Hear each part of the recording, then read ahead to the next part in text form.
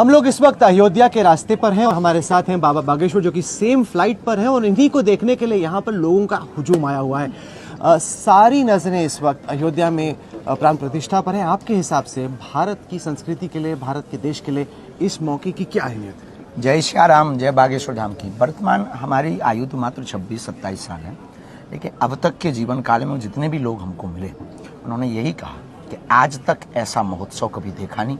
कल 22 तारीख का पूरे देश को नहीं, पूरी दुनिया को इंतजार है।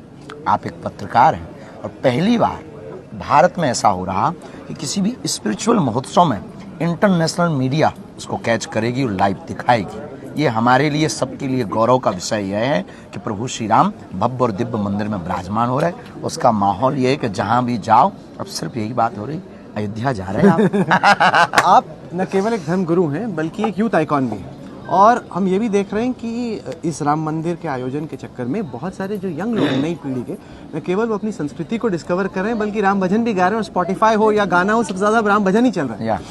क्योंकि अब शीतलहर से ज्यादा वर्तमान में राम लहर चल रही है। हाँ। अगर जो राम का नहीं वो किसी काम का, इसी को राम राज्य कहते हैं। आपको लग रहा है कि इससे राम राज्य की शुरुआत हो रही है? श्री गणेश हो चुका है। क्यों आपको ऐसा क्यों लग रहा है? वर्तमान में इसलिए लग रहा है कि सब में एकता है। अब जातिवाद की बात कम हो रही है। वर्तमान में प्रभु श्री राम की चर्चा ज़्यादा हो रही है और प्रभु श्री राम का मतलब इस विश्व की जो मर्यादा है, मानवों की जो आचार्य संगता है, भारत के जो प्राण हैं वह प्रभु श्री राम है। यह हम सबके प्राण है। भारत में रहने वाले प्रत्येक व्यक्ति के हृदय में जो रक्त बह रहा वह प्रभु श्री राम के नाम का रक्त। आप जहाँ जहाँ गए आपने बोला कि आपने, सब लोग पूछ रहे थे कि आप अयोध्या जा रहे हैं, नहीं, क्या पिकअप किया? समाज में सेंटिमेंट क्या पिकअप किया?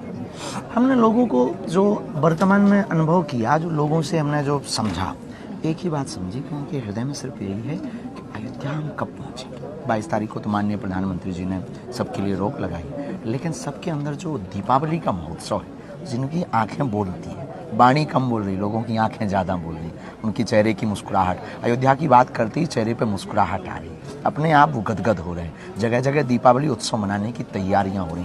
तो केवल हम सब धर्म गुरुओं में नहीं, भारत के प्रत्येक, क्योंकि प्रभु श्री राम सबरी के भी, मिसात के भी, कोल भील के भी, सबके। आप भी जा रहे हैं बाबा बागेश्वर जी के साथ। आपको लग रहा है कि ये जो माहौल देश भर में इस वक्त तरीके से पैदा हो रहा है, उससे काफ़ी इम्पैक्ट होगा न केवल देश में बल्कि विदेश में भी? सदा राम जी ने सबको एकत्रित कर लिया। सारे भेद जो समाज में थे और सारे एजेंडास थे वो सब खत्म हो गए। राम ने सबको एक साथ इकट्ठा कर दिया। किसी भी जाति, किसी भी धर्म, किसी भी मजहब का व्यक्ति हो, सब राम की बात कर रहा है। चलिए, मुझे लग रहा है कि फ्लाइट का टाइम हो रहा है, वरना हम लोग की फ्लाइट ही छूट जाएगी, हम एयरपोर्ट पे रह जाएंगे। बहुत बहुत शुक्रिया, थैंक यू, धन्यवाद। जय श्री राम।